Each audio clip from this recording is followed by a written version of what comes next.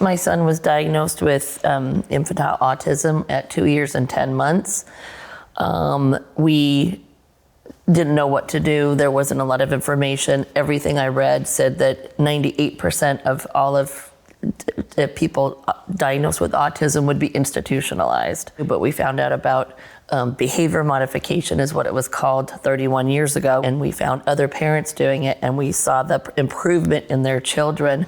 So we did it. We saw immediate improvement in so many deficits that he had. He was nonverbal, had no way of, he couldn't learn, couldn't communicate in any way. So we started ABA, and we spent 5 years, and he lost the diagnosis of infantile autism, and he was able to keep up with the rest of his classmates, graduate from high school, graduate from college, and he's doing very well now. Were you in California at the time? Yes, and I've thought about this so many times in my life that I was a half an hour away from people that were doing behavior modification.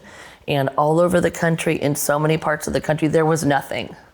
And if I hadn't gotten lucky enough to live a half an hour away from these people, my son would be in an institution like they said he would be at 10 years old, is what they were telling me.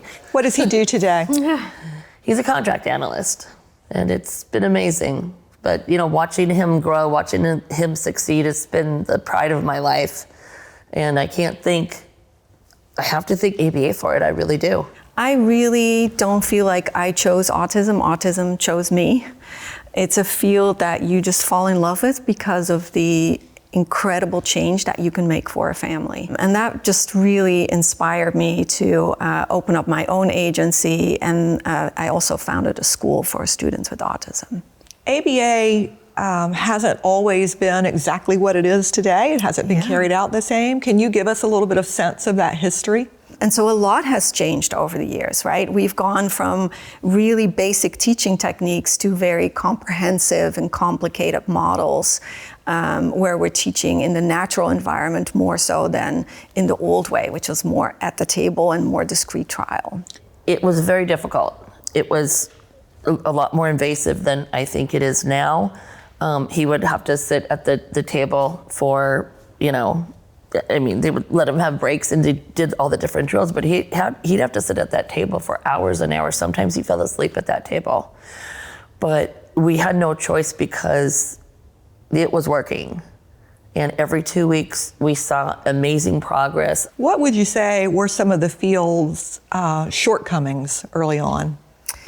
I think early on, we used some techniques that now would be absolutely unacceptable. Like what? Like spraying with a small spray bottle to have a behavior linked to a punishment, right?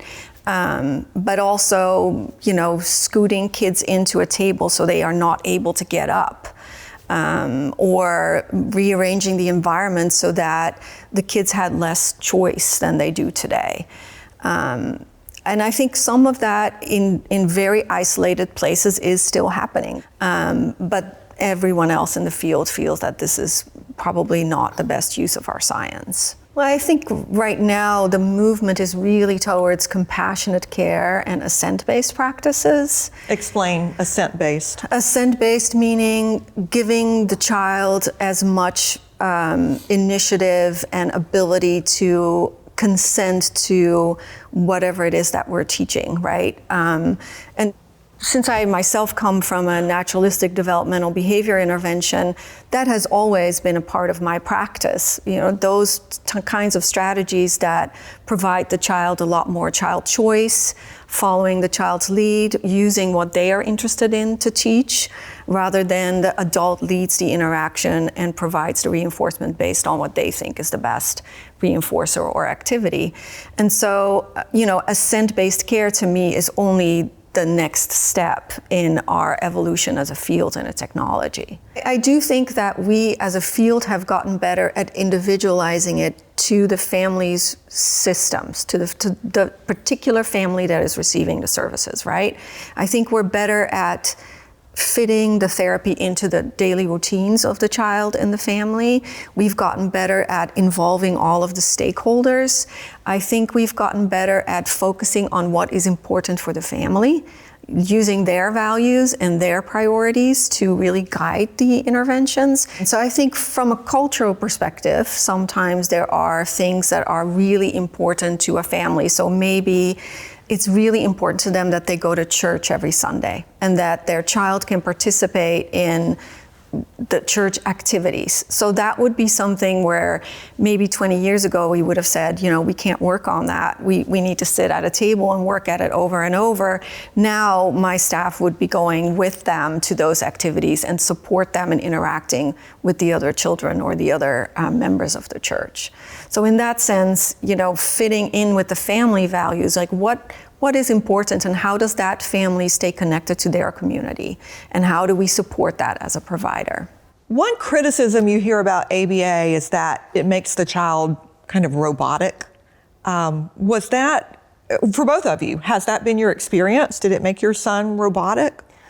No, it didn't, but there are some things that did happen. Say, for example, in his language, I said that he talked like an English butler because they taught him proper English, right? He was still thinking of each word as he was saying it, so that's what it sounded like. But then the more he was learning, the more he was getting the concepts of everything, that went away. I also think that initially maybe we were teaching in a very stilted way, but as the technology developed, I think developmental psychology brought in a lot of concepts about how language develops in children. Mm-hmm. And so we learned that we should not be teaching rote phrases, that we should be teaching nouns first or action words, and then we would build on that and expand the language just like you would in a typical child a lot of the time. I think the most important point that I'm hearing you say is it allowed him to advocate for his needs. And it allowed him, even if it was stilted at times,